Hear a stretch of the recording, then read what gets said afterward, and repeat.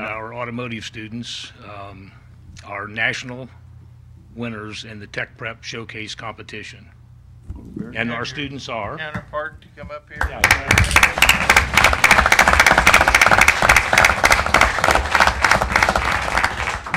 And introduce these fine young people. Okay, well, this is Travis Nicholas, and he is my partner as far as teaching. And this really has nothing to do with tonight, but I'm retiring. This is my last year after 34 years. So Travis is going to take over the helm. I will admit that Travis was my student a few years ago. 27 years. Says a lot. So, and my replacement has been hired, and I'm sure the program will sail right along. I have no worries about that. So I would like to introduce, so that being said, I would like to introduce the students that competed from this year. So Shelby Miller, I think you could come up here, please. Shelby graduated this year. She did her internship and worked at Schultz Motors during her school career, and she is now employed at Dave Knapp Ford here in town. Next is Nathan Remenkus. Nathan is going to be a senior this year in the program. So as a junior, he worked at the service company. We have the service company stores in Greenville. There's also one in Covington and then in North Dayton, and he works at the Covington store. So he works on heavy-duty trucks, and that is what he would like to do for a living. So he's getting that experience through the program and this summer as well. So he's doing an internship. These are all paid internships, by the way. So he's working at the service company and will continue his education at the high school this coming year.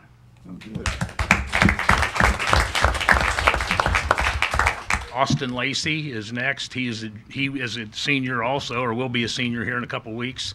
I guess he is a senior. He'll start school in a couple weeks. He's done his internship at Hiddle Buick GMC and has been there since the beginning of summer, actually. And all three of them have been very successful in their training on the job as well as in the classroom. So we're very proud of them and the effort that they put in to winning this national title. I can't tell you. I'm kind of a slave driver, I guess. We practiced every morning at 7:05. So from 7:05 till the time the first bell rang, we practiced literally every day from November, I guess. And then we took off during Christmas break and all that kind of stuff. And then we practiced and went to Kiwanis and Rotary and the Elks and every place that we could go to present to get them ready and practice. So they've done a real fine job. And the thing I would like to say also is this can't happen without the support of the school system and the administration there, as well as the community, maybe as important, the community, because the dealers, the independent stores, the parts stores, and even people that aren't related to the automotive industry have supported us for years. And so we have to say a big thanks to everybody in the community that has continued to support the automotive program. Mr. Anderson, you have been there 34 years. Yes. How many state and national championships have happened since you've been there? You might have to help me here. A lot. I think there's 14 state national or state winners. In fact, the first time that the Tech Prep Showcase competition happened was in 2000, the year 2000. So from 2000 to current, we have 14 state titles. We have 8 national gold medal winners and 3 national bronze medal winners. 9 gold now. Oh, okay, 9 gold, okay. So more importantly than all those medals, though, the students and the success that those students have had when they come back and enter into the workforce, whether it be here or finish, go to post-secondary education. I mean, the medals are nice, but we're developing students and having very, very successful students entering into the workforce. Mr. Mayor, I'm going to ask that you man the front gate and have this crew come up here and run the gauntlet because we want to shake every one of them. Congratulations.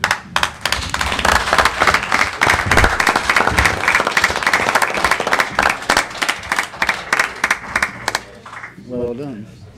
Well done. Very well done. Well done. Well done. Keep it up. You got your hands full there, don't you? Carry on. Good job, man. I'll get that straight. So you can't tell me you're just going to retire now and not do something. Well, I'll be busy. Good job. Thank you. But he took this program over from a well-qualified individual. Yeah. You were my teacher too, so. I know. That's why I'm so old. That's a good one.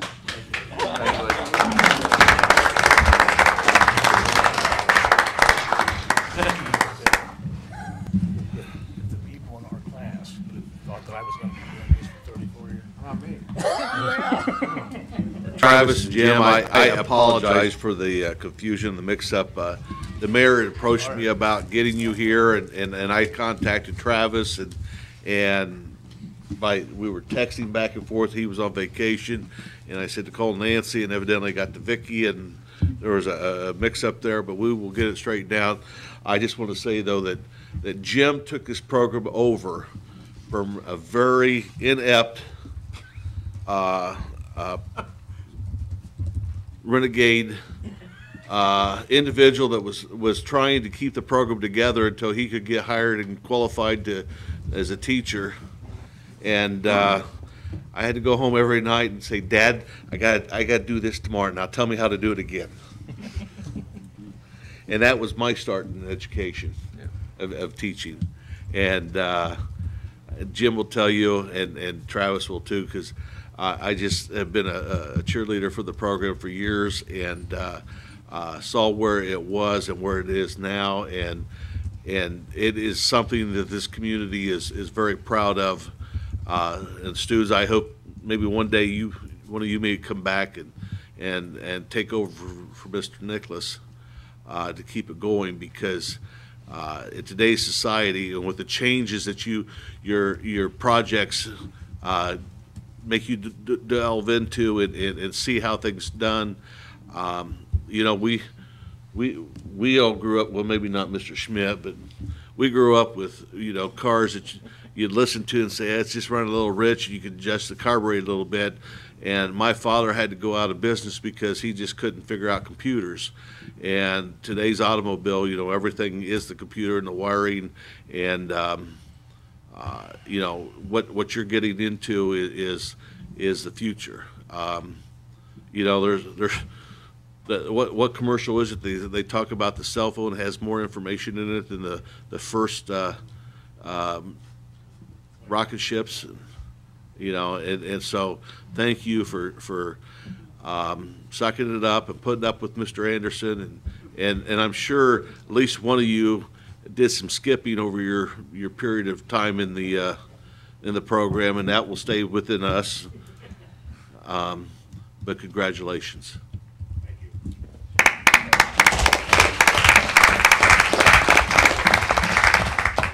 Yeah, good job.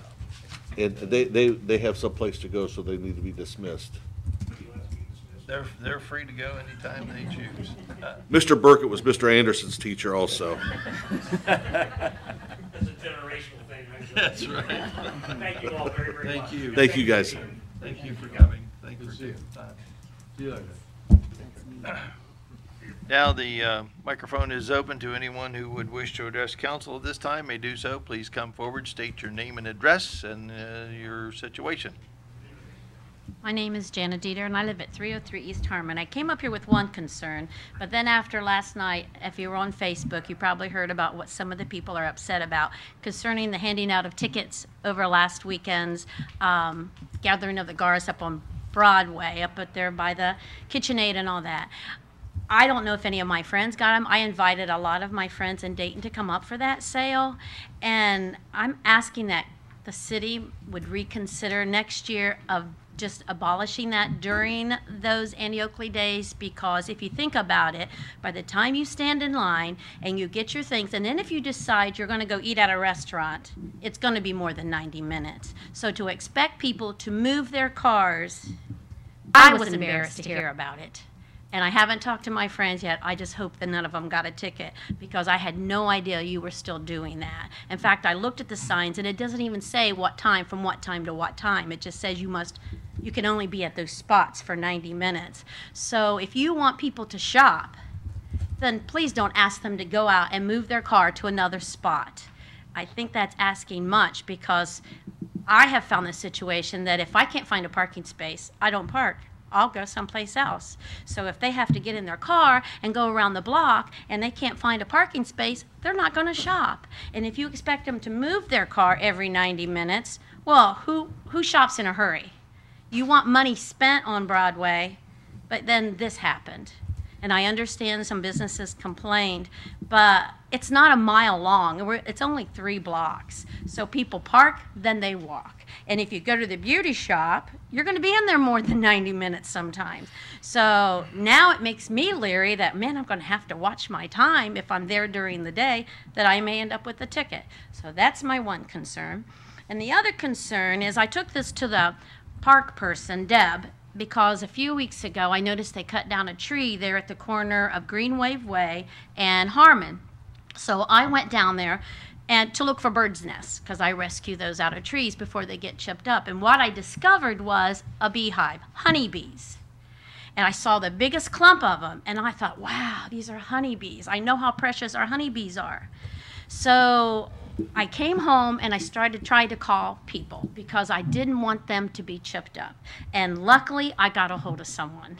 And that person came the next day, and they cut a big chunk of that tree, and they screened it. And I asked them, I said, well, how many honeybees do you think you saved? And he said, probably 20,000. It was full. He says, because the clump isn't where the queen was. The queen was inside the tree. And he goes, this saddens me because they smoked them out. He says, you don't need to do that. All you need to do is get a beekeeper there. They'll get that queen, or they'll take that section, and those bees will follow. And if they had not taken that area of that tree, those bees probably would have been destroyed, because within a couple days they chipped that tree up. And he even told me after he took the big chunk of it, he said there'll be more bees coming back looking for that queen. And sure enough, I went down there Sunday night, and there they were flying all around that same area of that tree. So I called him a second time, and he came back and he got even more bees. He was thrilled. I was relieved to know that this tree, that we saved those bees. So my request is, could we make a list, or I could provide the city with a list. They do it for deer. When you hit a deer, they'll call somebody, you want the deer meat? Well, why don't we have a list for people who are beekeepers? And you could start calling them, and they will come and get the bees. Recently, that happened out at Walmart, and somebody on Facebook had the nerve to say, go in and get some spray. That's not how you handle honeybees. We need these bees, and they're being destroyed so quickly because of pesticides. So would it be possible that we create some kind of a list, and then before the workers go in and smoke them out or destroy the tree, they contact who's ever in charge, and they get a beekeeper there to rescue these bees? We had that happen at the library about 15 years ago. Somebody's car in front of the library was covered with them. So police came down, they ran the license plate, found out the worker was at the courthouse, and they got a beekeeper, and that beekeeper came and took that queen, and the bees went with it. So please don't smoke them out. Please don't chip up the tree. We got to do what we can for our environment. So would that be possible if I create a list? I know a lot of beekeepers, and if I get their permission for them to be on a list, could we possibly do that for future situations? I have no problem with it. Okay. Just go to the police. And it, They go to, it would go to park people Give it to the park, even though those are city. the police, or the city. well, actually, and I'll clarify something, that tree is on school property. Yes. Okay. All right? And the city was doing the repair work on the corner radiuses, and that tree was right there, the roots. And I happened to see Mr. Maddox and asked him about it.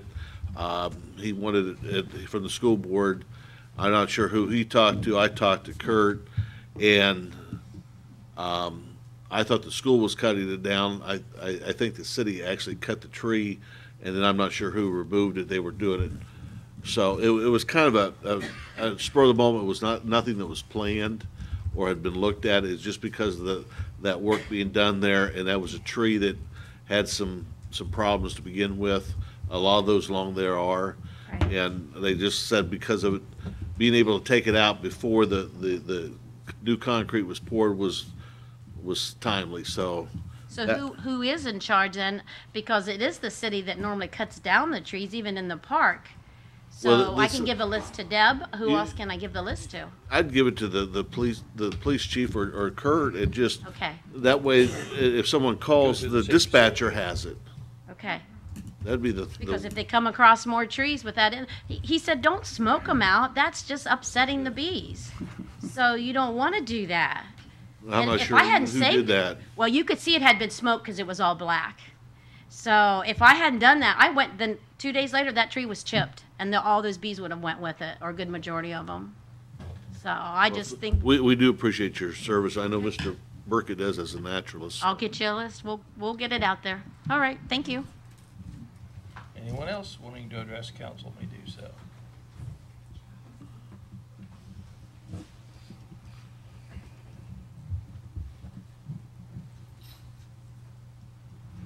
Hi, I'm Carla Serber of 6853 West Fall Road in Greenville, Ohio, and I have a grave concern that I'm coming to you about tonight.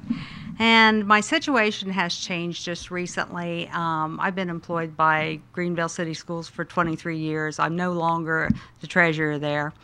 And as a result of that, I'm involved in something that is tied to the city, and it is as a result of some actions or inactions of something that occurred in my office. The situation is that we did not file something timely. We were 11 days late. And by the municipal tax law, that allows the city to apply a 50% penalty. That penalty is extremely harsh, extremely harsh. And the reason that I'm coming to you tonight is since I'm no longer treasurer, and since there has been some indication I may be personally responsible and my husband may be personally responsible for this fee, I think that there is something that you need to look at as far as a council and looking at how that should work. The event occurred when I was out on sick leave. I had had a hip replacement. It was definitely not a willful neglect, and it was caught by us and corrected as quickly as possible. This is occurring with other taxpayers. I've done some checking, and this penalty, as I said, is very severe. And I think you could do something legislatively to make this a better situation for your citizens. If someone is willful in their neglecting paying their taxes, I think then that is an applicable penalty, although quite severe. In our case, it's $8,023. And since I'm no longer able to be in control of this at all, I'm very concerned about it from a personal standpoint and from the fact that I just don't think it's a legitimate situation. I've got some research on it. I've done some talking with people in Columbus. It's not a typical way to handle this. There is some negotiating power prior to getting to a certain point. I don't know if you've heard any complaints about this. I don't know if it's been an issue, but it is enough of an issue to me that all of you know me, or most of you know me. I don't usually bring things publicly, but because I'm no longer employed, it's an issue that I can no longer deal with through the school system, and I have to deal with it outside of that. So I'd just like you to take some consideration on that. I have some documents that are all public documents. It's perfectly legitimate for me to provide them to you. But I would like you to look at this, and I would provide more information, more documentation, anything that you might like if you have questions about this. I'm just offering this up as something that may be of interest to you in the future, and hopefully that it's something that you can look at and see if there's some real fairness that can be ascertained in maybe some of your legislation. Those legislations are actually Ohio Revised Code. There's been some recent legislation that has changed some of those those items, they haven't gone into effect yet. So I think from a state perspective, they saw the unfairness of the rule and they're trying to look at it. So I just wanted to bring this to your attention, and I'll be glad to provide any information that you may want on this. So thank you at this point. And I also want to thank you for the many years that I've worked with many of you. And you've been the most gracious group to work with. You've done wonderful things. The corner out on Ohio Street is fabulous. It does the job that it was supposed to do, even much better than I could have imagined. And it's been a pleasure to work with all of you. So I want to thank you for that. Well, the best of luck to you in your new endeavor. Well, thank you. Maybe, I'm sure and know that you will do well. I think this particular issue might be needed to be assigned to a law committee. Does that sound reasonable? I would like to get with you and the law director on how to determine the nature of this assignment and then make a formal assignment perhaps at the next meeting. Okay, Would that suffice? that would suffice. Okay. That I would want to get it suffice. right. Well, I know the people here well enough that they want to get it right. I know that you have your heart in the right place. So, and I want to help you have the information that allows you to make the best decision. Okay. Thank you. Thank you. Anyone else wishing to address council may do so.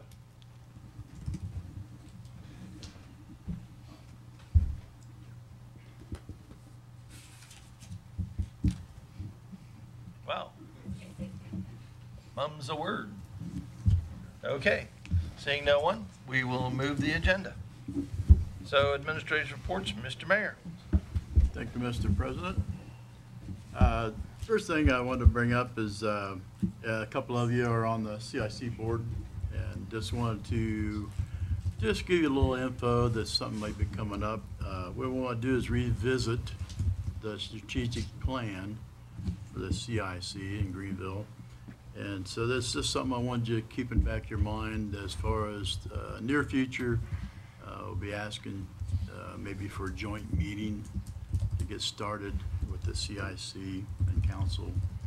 And one of the things that kind of came to light recently somewhat is that we want to revisit the strategic plan because of the fact that a few years ago, suddenly now, from when we when whoever, wasn't me particularly, but created that plan, it was lo and behold that now we have more jobs and we have people to fill them, so to speak.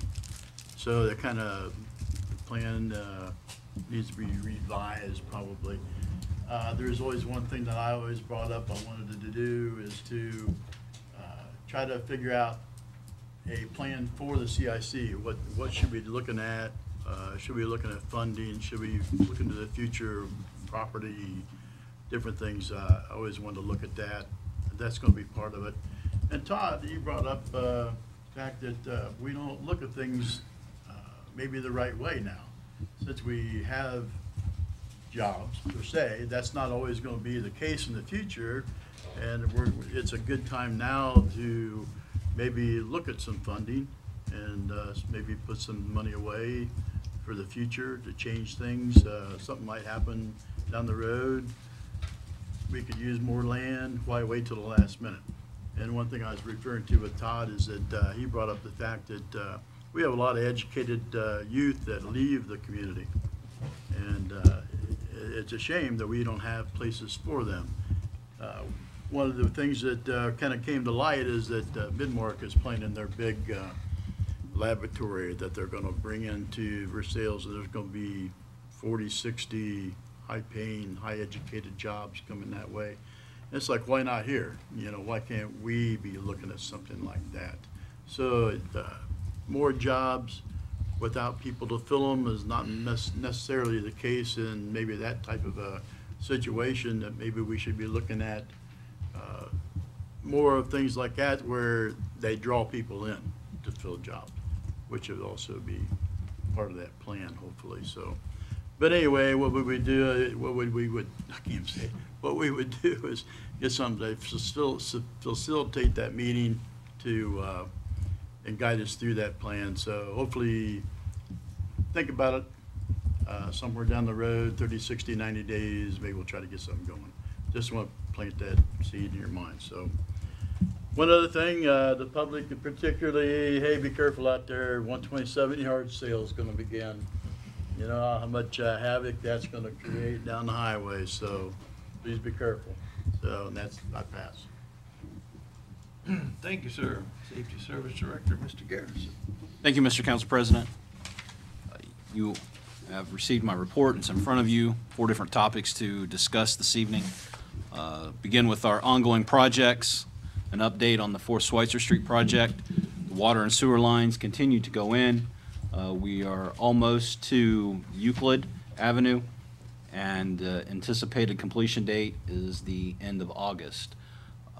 The contractor has prepared the various trenches for paving, and we will be hopefully completing that along with our maintenance paving project later this month.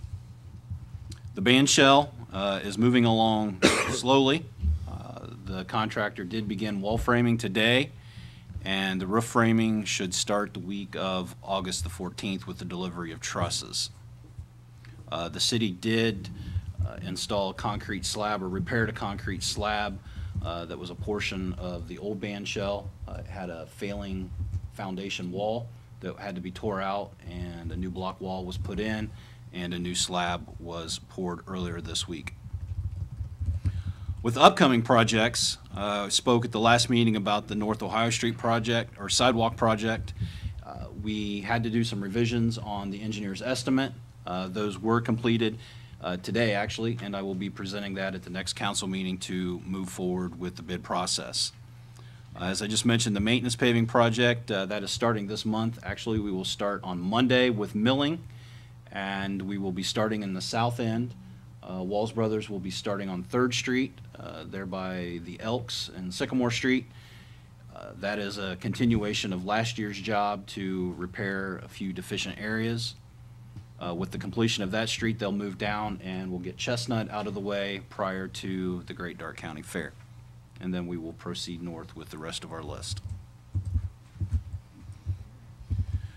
Again, mentioned at the last council meeting, and a reminder to all that the Vectran bare steel replacement project will be starting on Monday.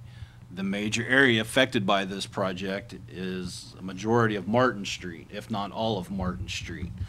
They will start at Green and they will work their way out until they get to the corporation limit. They will be installing in some areas a gas line on both sides of the street. That way we can accommodate 1-lane traffic during the project. Again, if you have to travel in that area, please travel safely. Now, an update on a few recent decisions that were made by the county in regards to 911, PSAPs, and Marks radios. Would first like to start with the PSAP issue, or 911. At a recent 911 committee meeting, the committee approved via a 2-to-1 vote to change the existing 911 plan to have all 911 calls that would be landline and cellular to all be taken or handled by the Darke County Dispatch Center. With this new plan, the implementation of this new plan, the city will no longer have the ability or the capability to receive 911 calls. With the implementation of this plan, the 911 trunk lines will be removed from the Greenville facility per the plan and per the agreement with the phone company. This means a couple things for us. One, we'll still have dispatchers, we'll still have a business line that we can answer calls. It means that any 911 call within the city will go to the county. The county will determine the nature of the call.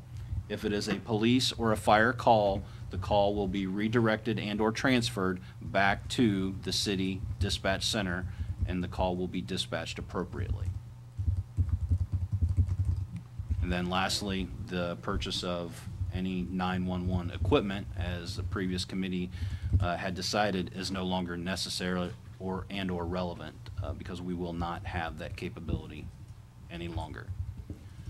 So, question to council or comments, open for discussion if you have any questions. Would just start that we are currently answering 911 calls that is outside of the scope of the agreement that was approved. The timeline for the county is to implement their new 911 system by the first of the year to be able to accommodate the necessity of new state reporting.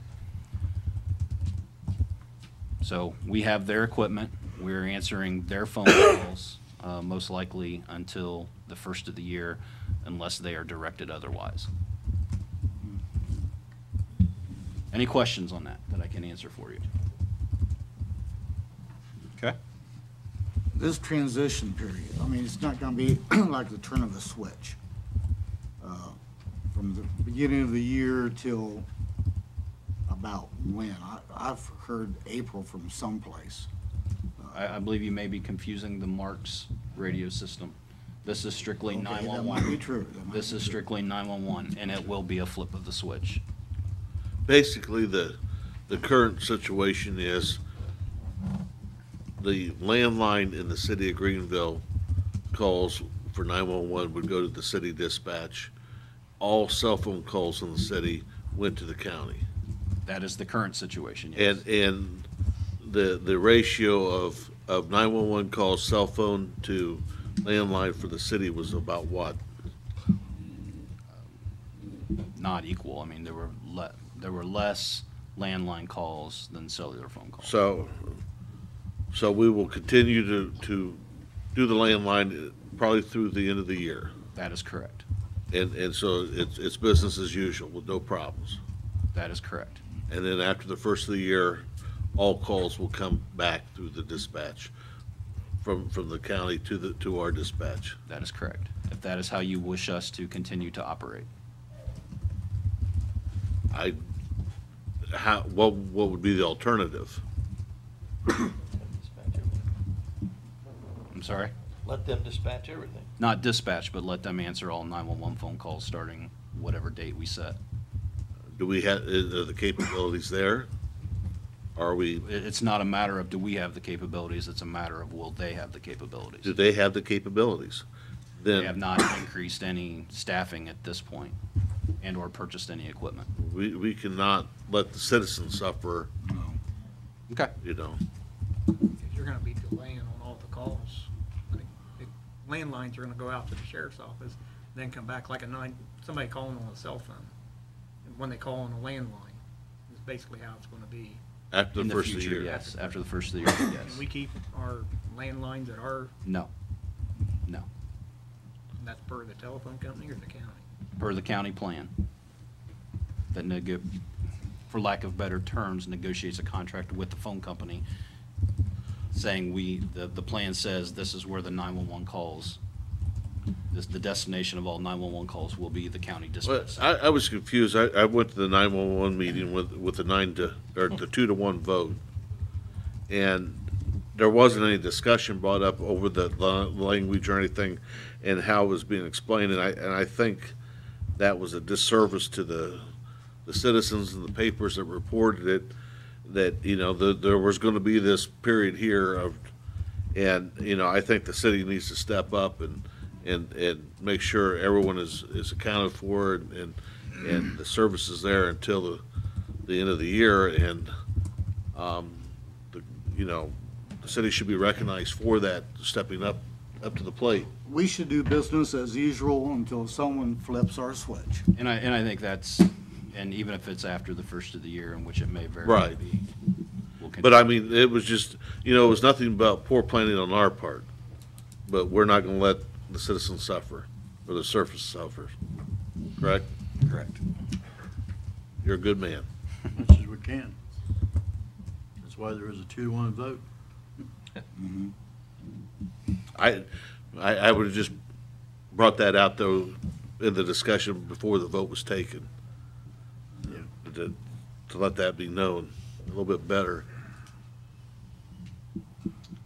Okay, the next topic are the Marks radios in the Marks radio system. If you've read in the newspaper or attended a county commission meeting, you know that they voted to place a .45 mil tax levy on the November ballot. If approved, this tax levy will generate $572,350 a year. This money will be or can be used for emergency communication equipment, services, and facilities. The county commissioners, through the recommendation of Assistant Prosecuting Attorney, to not specify too in-depth as to what the money could be used for in the event that things change in the future. So they went with current ORC language that allows for a levy to be placed on the ballot for communications equipment, services, and facilities, with the understanding that, or a commitment from the current county commission, that if approved, the funding will only be used to fund equipment and services. Services would, Service would be like the monthly user fees or service fees. it doesn't include the wages for the individuals Does not. in dispatch or anything like Does that? not. Okay. No, it does not. They wanted to make that very clear, that the intent is not to pay any wages. It is to fund equipment and But services. that is the understanding of the current county commission. Correct, and I believe it's equipment, services, and facilities, not wages, okay? Even if they wanted to, So the upgrade of the facilities is still included in this. it could be, yes. And this is just for the Marks system. That is correct. It is. Has nothing to do with 911 or Has anything nothing- else. It does not. It does not. Then they had originally said that they were going for a half a mil, right, or .5? When the commission originally voted, I believe the language that they voted upon was for a $500,000 levy. changed. After further investigation, it was decided that a $500,000 levy was in excess of what they felt was needed for the long term of the upgraded radio system.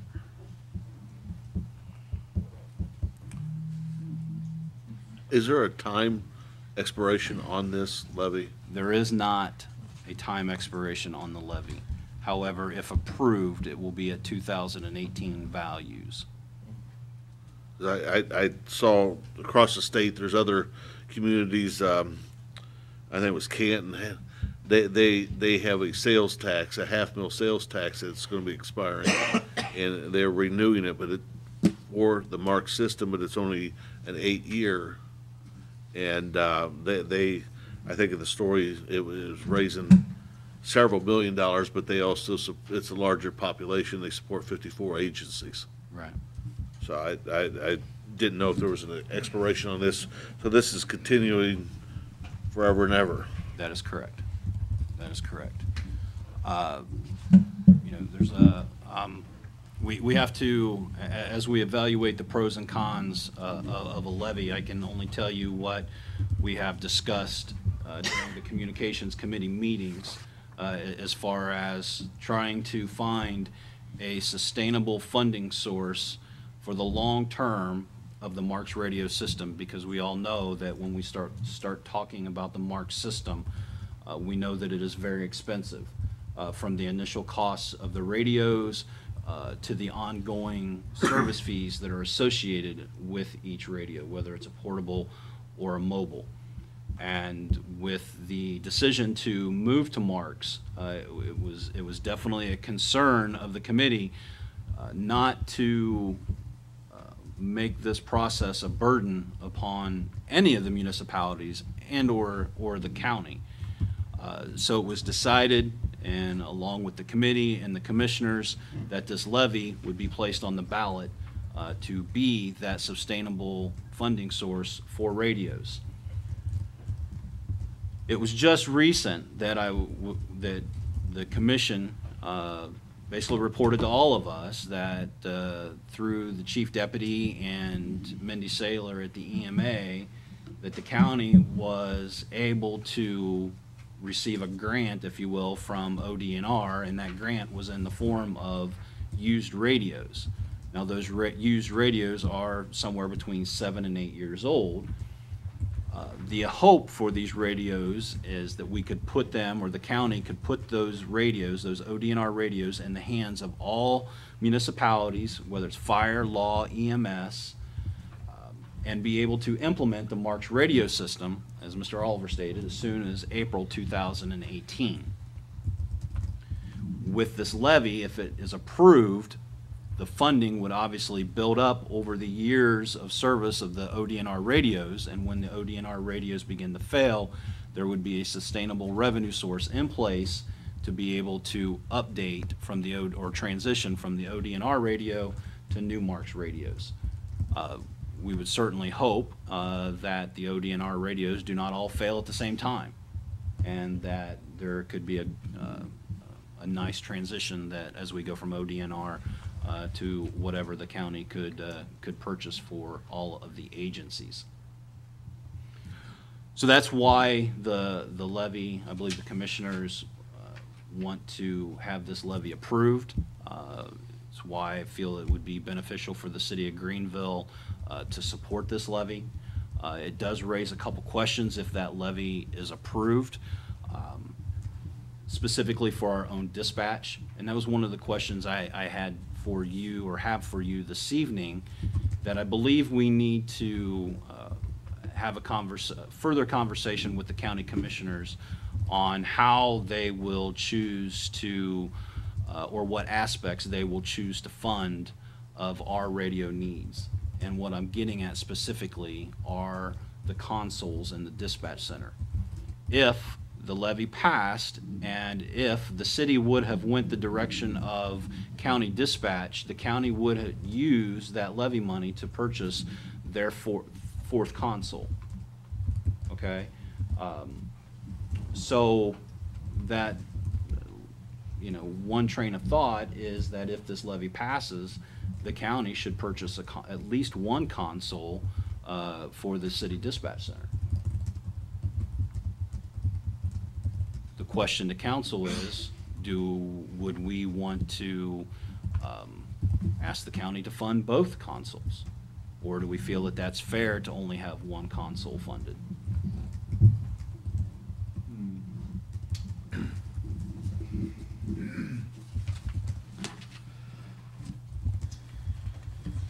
Well, I hope you don't really want a quick answer on that. And we're going to Marks April 1. We don't know if the levy's going to pass in November. So we have some real questions as a city on the direction that we go. We've talked in committee, and decisions have been made that we would purchase our own consoles. Do we want to stay with that train of thought? Or do we want to, and then what happens if the levy doesn't pass and that money's not there? What do we do then? We still need the console. We still need the consoles. Okay. Then the commission's going to continue to ask for that levy to be approved. What happens if that levy gets approved in 2 years? Do we have them purchase the new console in 10 to 15 years when ours needs to be replaced?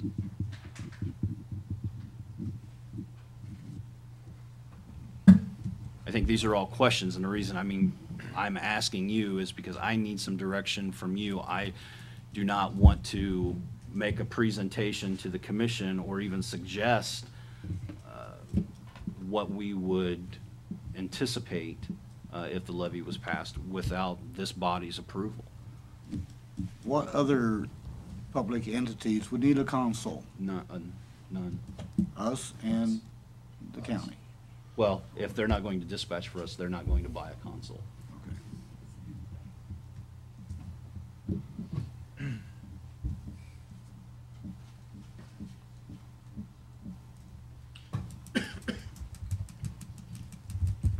Would that require further study or a committee assignment? That came out of the safety committee.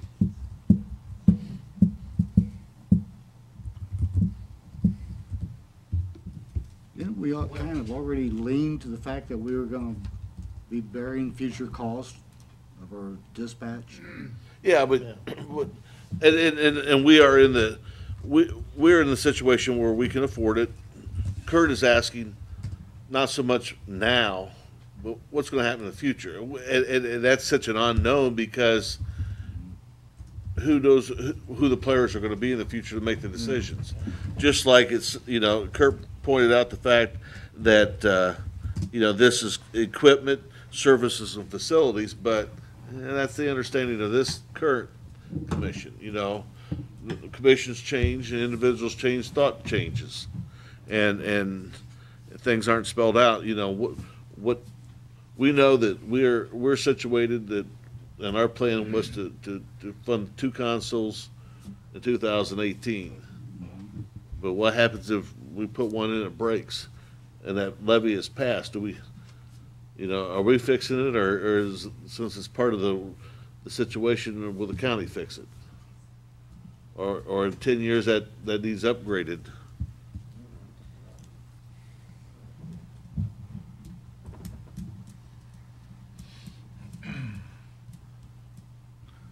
Well, like I said, I would need to think about this for a bit. Did you have a Time's up. particular Okay. timeline in mind, Mr. Garrison? Well, obviously, we just talked about it Monday morning at our department head meeting. We're at the 1st of August. In another month, we will start to begin our budget for 2018. Yes, we've completed the tax budget, but we'll get into and really start examining our financial needs for 2018. This could potentially be, and radios could potentially be, part of that 2018 budget. Because if the levy doesn't pass, we don't know, we have no commitment from the commissioners as to who pays for the installation of the ODNR radios, who pays for the programming of the ODNR radios, who will pay the ongoing fees associated with the ODNR radios if that levy doesn't pass. Now, they have thrown out, they being the commission, that they would take out a loan. But again, it was conjecture. There was nothing in writing, nothing firm. I do not know what their decision is or the direction that they're going to go. The upfront, if they had the levy and they wanted to implement the upfront costs, it would be somewhere a little over $1 million between equipment that they don't currently have, installation fees, and user fees. So that's a lot of money. If the levy doesn't pass, I don't know if they're going to be willing to fund all of that. So we just need to ask for a little bit of clarification then. The what ifs.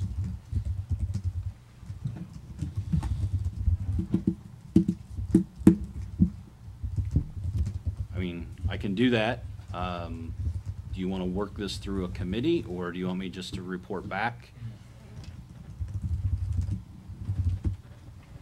Well, why don't you get some more information, and then we can look at it. Okay. And then perhaps it could be a full-blown committee assignment, All right. so. And then the last topic I have for you this evening, to revisit the redevelopment district, the downtown DRD, Downtown Redevelopment District.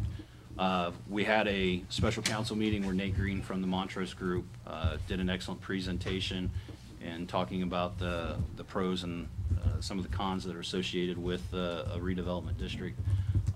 As I discussed at the last meeting, there was some issue regarding what one municipality was going to pay versus what they were asking the city of Greenville to pay. Was able to have a conversation with Mr. Green, and verbally he has committed to moving forward with the city of Greenville downtown redevelopment districts at a cost of $17,500, which met in the middle between the $20,000, which was originally quoted, and the $15,000 that was quoted to Versailles. Do agree there is, most likely there's more work with the city of Greenville just in looking at the number of districts that we intend to set up within the city of Greenville that's tied to either our downtown historical district and or historical buildings in the city. So I do not have legislation prepared for this evening, but wanted to present what Mr. Green had stated and wanted to see how this council wished to move forward. I think, bring it. Present it at the next council meeting. Okay, I will do that. And if there are no further questions, I will pass. I do have something, Kurt. Going back to the Fort Schweitzer, what you're saying is that you've got the areas that are completed, they've got them ready to be patched, That is correct. and by the end of the month, that will be that way all the way up to Fourth and Central, basically, or Elm, Sycamore. all the way to Sycamore. And then, but it's not repaving, it's just gonna be patched until the rest of the project comes in next year, correct? Yeah, there may be areas that are completely paved, and there may be areas that are, the trench is just patched. And the reason for that is some areas are worse than others as far as the condition of the trenches. Right. Which left the area between the railroad track and Pine Street, in that area, just due to everything that was going on in the area, by the time you patch the trenches, you could just do the entire street. Now, when I say do the entire street, we're talking about a very thin overlay that'll get us 6 months. And that's the whole I wanted to get, this is just a temporary patch until the rest of the project is in full We want to get scale it in a next year. position where it's drivable, and it will give us Just through 6 the good winter. months through the winter. That is correct.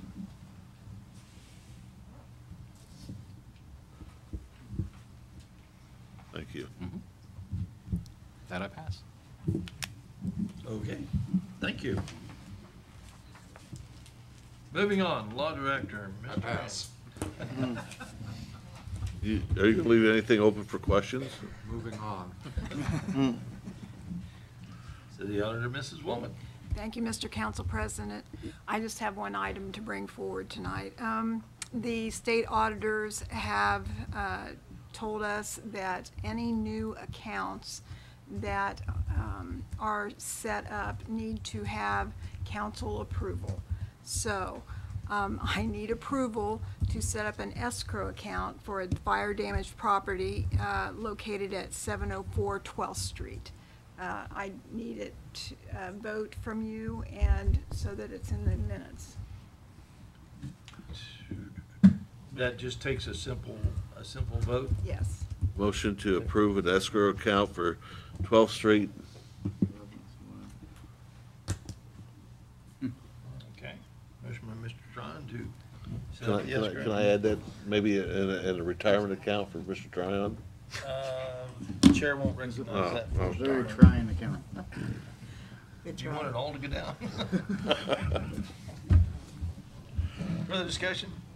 Call the roll, please. Godwin, Yes. Hensley, Yes. Hottishell, Yes. Oliver, Yes. Rogers. Yes. Schmidt. Yes. Tryon. Yes. That I pass. Done. Thank you. Part of the minutes. Okay, moving on, committee reports. We have one committee report out of the Personnel and Public Relations Committee to review the city building hours and to consider reopening until 4:30 on Fridays. A report dated August 1st, 2017. Honorable members, we hereby submit our report. This committee met on July 20th, 2017. Attending the meeting were Auditor Willman, Safety Service Director Garrison, Mayor Willman, and numerous city employees. We learned that to add 2 1/2 hours to the city building schedule would cost $65,109 to the budget. Excuse me. Many employees felt that most citizens have become used to the current hours and that changing hours would not affect performance of duties. It was discussed that when warranted, some minimum overtime would work better than flex time for work that needed completed, such as tax season or an employee staying over schedule while still working with a customer. Another item brought up regarding any improvement to the current system will be better signage in front of the building to display building hours and direction to the city's secure drop box. This committee appreciated the open and honest input from all involved. It is the committee's recommendation that the current city building schedule of hours remain unchanged. Respectfully submitted, Todd Oliver, Chairman, Dory Haddishell, Vice Chairman, and Tracy Tryon, Member. Move to accept the committee's report. Motion by Mr. Oliver to accept the committee's report. Or, excuse me, Mr. Rogers. My twin. Discussion. Call the roll, please. Godwin, Yes. Hensley, Yes. Haddishell, Yes. Oliver, Yes. Rogers. Yes. Schmidt. Yes. Tryon. Yes. Okay, thank you. Committee assignment completed. Now, moving on to ordinances and resolutions. First, we have an ordinance amending the zoning ordinance to modify the architectural review district. Wasn't that given its first reading? Yes. By huh? Yeah. Yes. And then no. It was given its first reading, right? Yes, it's on the summary. But then it was not, On July 18th. there was not enough votes to suspend the rules, Right. okay? So we'll have the second reading. An ordinance amending Article 28 of the zoning ordinances to modify the architectural review district. This ordinance amends Article 28 of the zoning ordinances to modify the architectural review district to expand the jurisdictional territory. This ordinance was given its first reading on July 18th, 2017. Motion to suspend the rules, give this ordinance a reading by title only for a third time. Motion, Mr. Tron, to suspend the rules, read the ordinance by title, third time. Discussion? Call the roll, please. Godwin, Yes. Hensley, Yes. Haddishell, Yes. Oliver, Yes. Rogers. Yes. Schmidt. Yes. Tryon. Yes. An ordinance amending Article 28 of the zoning ordinances to modify the architectural review district. Motion to adopt. Motion by Mr. Oliver to adopt the ordinance. Discussion? Call the roll, please. Godwin, No. Hensley, No. Haddishell, No. Oliver, No. Rogers, No. Schmidt, No. Tryon. No. Okay, the motion fails, so the recommendation from the zoning planning is negated. Item 2, amend the zoning ordinance pertaining to Architecture Review Board signage regulations. An ordinance amending Article 28 of the zoning ordinances pertaining to the Architectural Review Board regulations on signage. This ordinance amends Article 28 of the zoning ordinances to modify the Architectural Review District for the use of business signs in the ARB district. This ordinance was given its first reading on July 18th, 2017. Motion to suspend the rules, give this ordinance a reading by title only for a third time. Motion, Mr. Tron, to suspend the rules, read the ordinance by title, third time. Discussion? Call the roll. Godwin, Yes. Hensley, Yes. Haddishell, Yes. Oliver, Yes. Rogers. Yes. Schmidt. Yes. Tryon. Yes. An ordinance amending Article 28 of the zoning ordinance pertaining to the Architectural Review Board regulations on signage. Motion to adopt. Motion by Mr. Oliver to adopt the ordinance. Discussion? Call the roll, please. Godwin, No. Hensley, No. Haddishell, No. Oliver, No. Rogers, No. Schmidt, No. Tryon. No. Motion failed.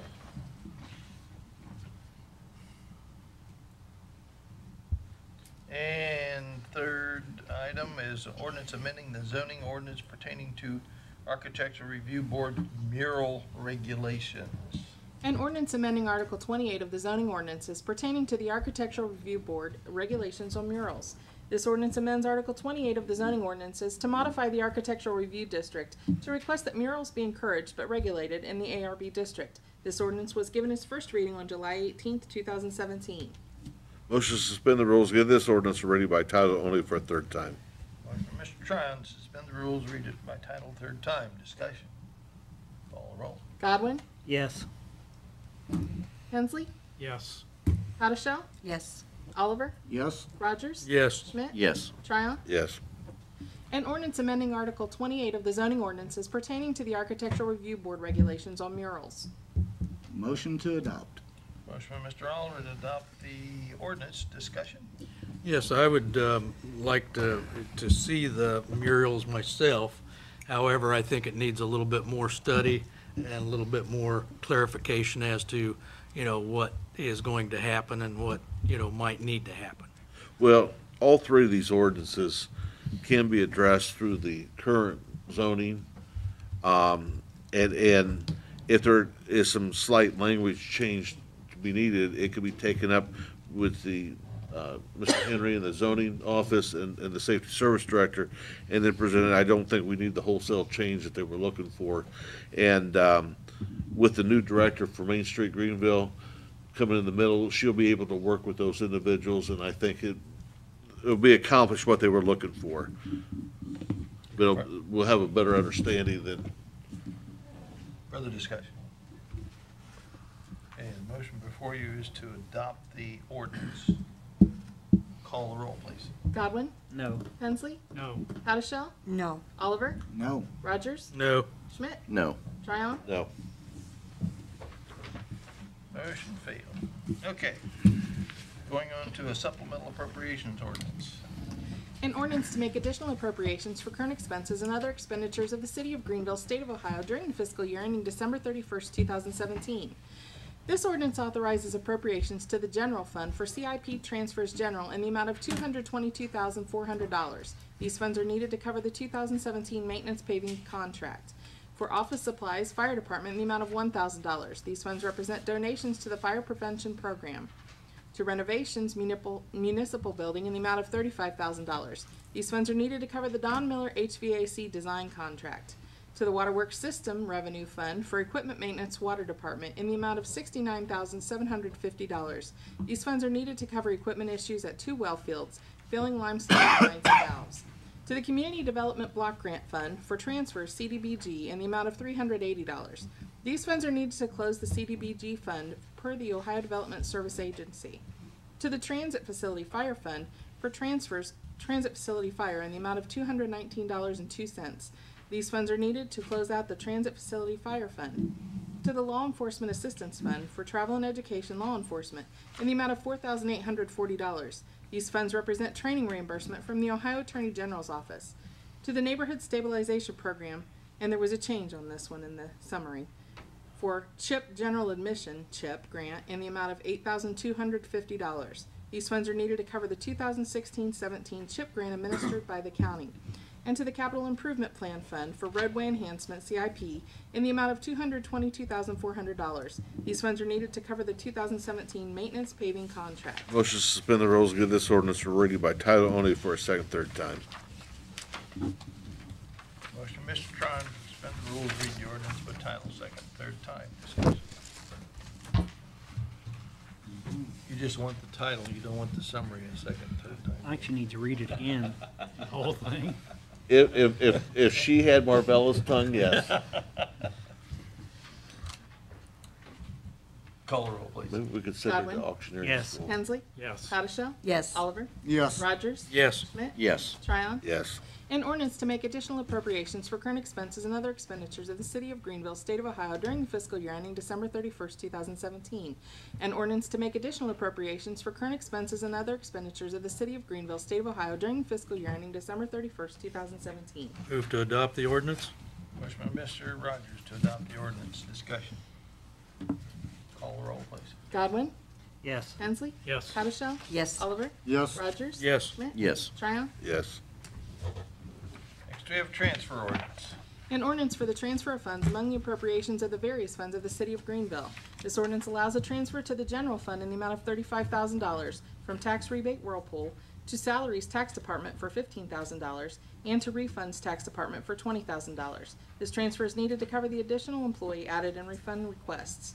And to the public transportation fund in the amount of $4,000 from gas, oil, and supplies transit to new equipment transit. These funds are needed to replace the current 5 parking lot lights at the transit facility LED lighting. Make a motion to suspend the rules and read this by title only, second and third time. Motion from Mr. Godwin to suspend the rules, read the ordinance by title, second, third time. Discussion. Call the roll, please. Godwin? Yes. Hensley, Yes. Haddashell, Yes. Oliver, Yes. Rogers. Yes. Yes. Schmidt, Yes. Tryon. Yes. An ordinance for the transfer of funds among the appropriations of the various funds of the City of Greenville. An ordinance for the transfer of funds among the appropriations of the various funds of the City of Greenville. Move to adopt the ordinance? Motion by Mr. Rogers to adopt the ordinance.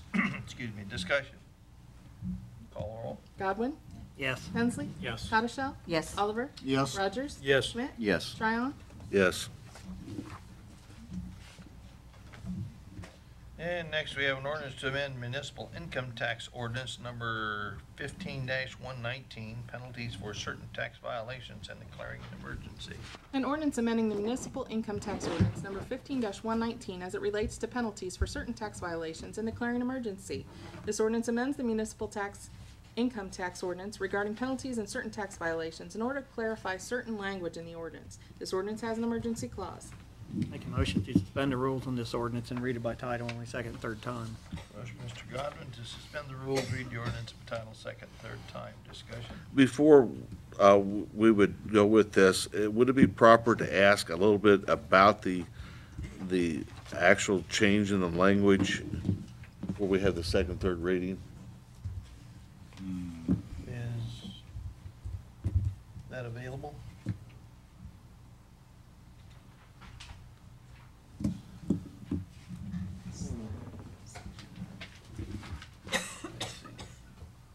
Oh, there's quite a large exhibit A here.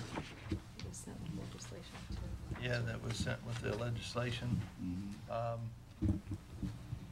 don't know, could either the auditor or the law director speak to this? Long story short, there are numerous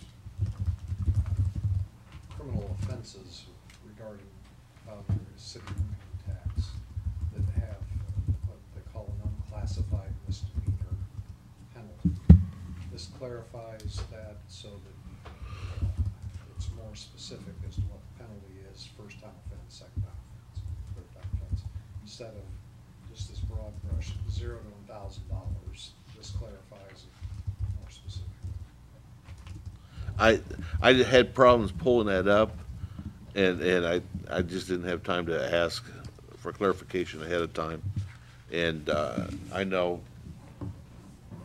in the past that committee assignments did a lot of that, which basically we would sit around and listen to the law directors tell us what we had to do.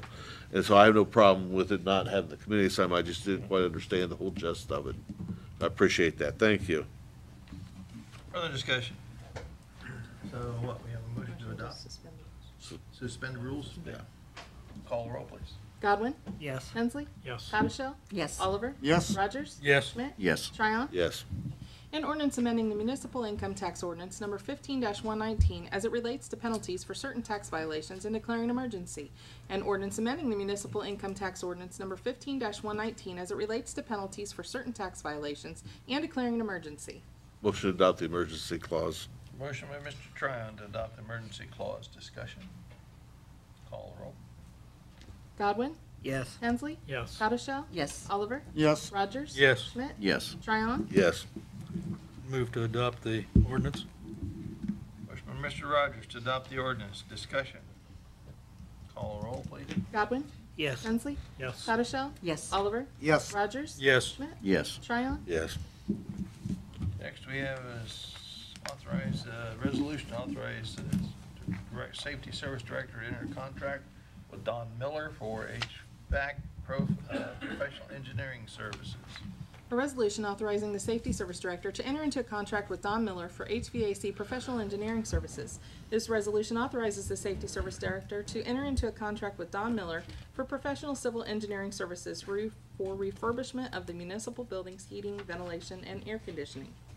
Make a motion to suspend the rules on this resolution and read it by title only, second and third time.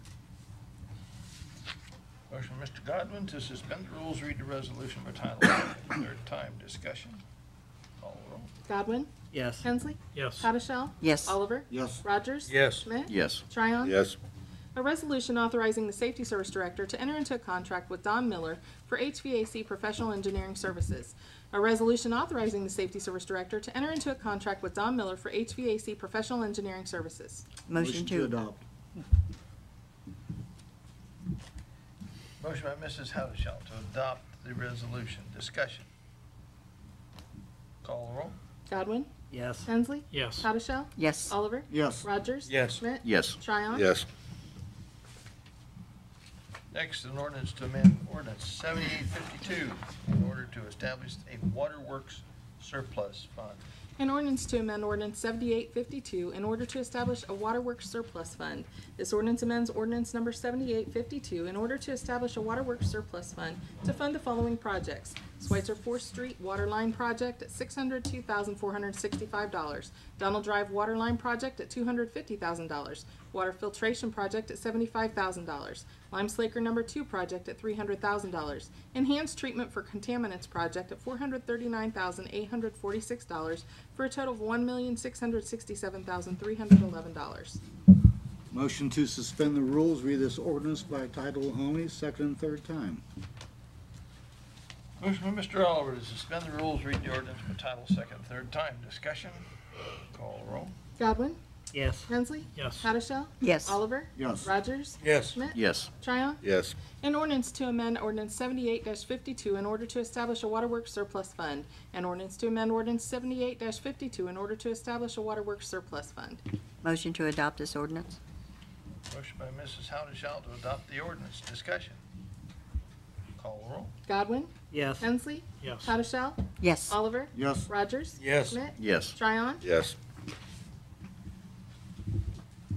Next, we have an ordinance to amend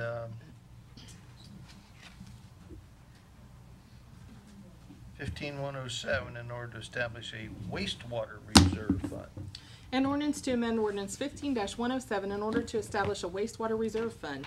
This ordinance amends ordinance number 15-107 in order to establish a wastewater reserve fund to fund the following projects.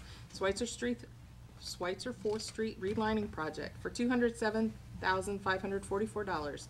North Broadway Improvement Project for $7,500. Clarifier Engineering at $100,000, and clarifier replacement at $1,500,000 for a total of $1,815,044. Motion to suspend the rules, read this ordinance by title only, second and third time. Motion by Mr. Oliver to suspend the rules, read the ordinance by title, second, third time. Discussion. Call the roll. Godwin? Yes. Hensley? Yes. Haudashelt? Yes. Oliver? Yes. Rogers? Yes. Schmidt? Yes. Tryon? Yes. An ordinance to amend ordinance 15-107 in order to establish a wastewater reserve fund. An ordinance to amend ordinance number 15-107 in order to establish a wastewater reserve fund. Move to adopt the ordinance? Motion by Mr. Rogers to adopt the ordinance. Discussion. Call the roll. Godwin? Yes. Hensley? Yes. Haudashelt? Yes. Oliver? Yes. Rogers? Yes. Schmidt? Yes. Tryon? Yes. And finally, we have an ordinance to amend ordinance 92-180 in order to establish a wastewater replacement and improvement fund. An ordinance to amend ordinance number 92-180 in order to establish a wastewater replacement and improvement fund. This ordinance amends ordinance number 92-180 in order to establish a wastewater replacement and improvement fund to fund the following projects. Lift station communication project at $20,000. Disinfection equipment at $20,000. Donald Drive relining project at $214,000. And grouting and manhole rehabilitation project at $679,900 for a total of $933,900. Move to suspend the rules, give this ordinance second and third reading by title only? Mr. Rogers, excuse me, to suspend the rules and read the ordinance by title second and third time. Discussion. Call the roll. Godwin? Yes. Hensley? Yes. Haudashelt? Yes. Oliver? Yes. Rogers? Yes. Schmidt? Yes. Tryon? Yes. An ordinance to amend ordinance number 92-180 in order to establish a wastewater replacement and improvement fund.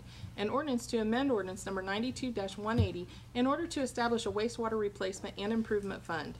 Motion to adopt this ordinance? Motion by Mrs. Haudashelt to adopt this ordinance. Discussion. Call the roll, please. Godwin? Yes. Hensley? Yes. Haudashelt? Yes. Oliver? Yes. Rogers? Yes. Schmidt? Yes. Tryon? Yes. And that concludes our resolutions. We have nothing under old business. We have 4 items under new. First one, go ahead. Division of Liquor Control Permits. A letter dated July 24th, 2017.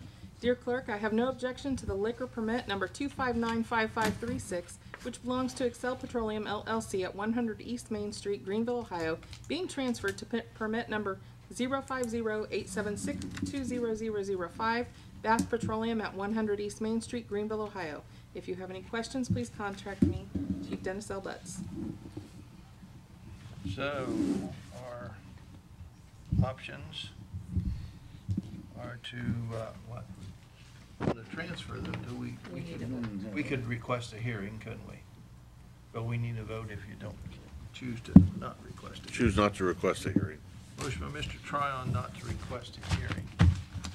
Discussion. Call the roll, please. Godwin? Yes. Hensley? Yes. Howdeshell? Yes. Oliver? Yes. Rogers? Yes. Schmidt? Yes. Tryon? Yes. Okay, next we have establishing a handicap parking space at the Roundhouse in the city park. A letter dated July 26, 2017. Dear Clerk, please advise the members of council, pursuant to section 452.125, the Safety Service Director and I have established a handicap parking space at the Roundhouse at the City Park, Greenville, Ohio, pursuant to the request of the Greenville City Park Board. Respectfully, Chief Dennis L. Butts. Good. We don't act on that, we just inform council. Okay. And 3, establish a handicap parking space at 224 East 5th Street. A letter dated July 26, 2017. Dear Clerk, please advise the members of council, pursuant to section 452.125, the Safety Service Director and I have established a handicap parking space at 224 East 5th Street, Greenville, Ohio. Respectfully submitted, Chief Dennis L. Butts. Okay. Any questions or comments? Okay, moving on. Item 4 is a letter from the Zoning and Planning Board. A letter dated July 31st, 2017. Honorable members of council, the Planning and Zoning Commission at their July 18th, 2017 meeting voted unanimously to recommend to City Council to rezone specific parcels from urban residential to special use as requested by Brethren Retirement Community. The Dark County legal description for the rezoning are 219 Oak Street, 225 Oak Street, and 700 Chestnut Street. This recommendation is made as instructed by the Zoning Regulations, Article 5 Amendments. City Council will now need to schedule the required public hearing as instructed in Section 5.06A of the zoning text. Attached are the minutes from the July 18th Planning and Zoning Commission meeting and the zoning amendment packet submitted by the applicant. Sincerely, Stephen Weller, Chairman, Planning and Zoning Commission. Okay, so what we have to do is set a hearing for that, and this being August 30 days, right? We can do it September the 5th. Okay, so we'll set that public hearing for that date and ask, Law Director, will the legal, will the ordinance be prepared soon for this thing too? So if anybody needs to look at the ordinance, they can. Okay. So all of the pertinent information is available. Those addresses that she read off were preceded by the old 28 number legal description of however it appears in the various books and records of court records. So. And moving on to communications. Monthly reports were received from the following departments: Fire Department, Income Tax Department, and Transit Department. These reports have been distributed to council. Seeing nothing further, we'll call down the council. Mr. Godwin? Well, I'd like to thank everybody for coming up tonight, and also big thanks out to Whirlpool for their big deals they had last weekend. Went down Broadway Saturday and Friday, and there was a big line around the buildings, people trying to get in line to, get their stuff.